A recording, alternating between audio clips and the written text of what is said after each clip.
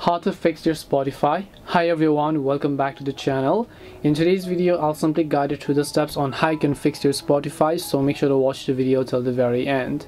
If you want to fix your Spotify, all you have to do is simply go ahead and then first of all actually launch the Spotify app, and then let's say you're having any sort of issues in the app. There are a couple of ways on how you can fix it. First of all, long press the Spotify app icon, then tap the eye icon that you see.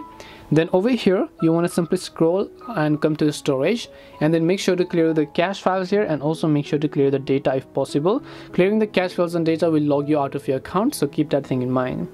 After that, just check whether or not your internet connection is working fine. If you're using Wi-Fi, try to switch to cellular, and if you're using cellular, then try to switch to Wi-Fi to see if that helps you solve the problem.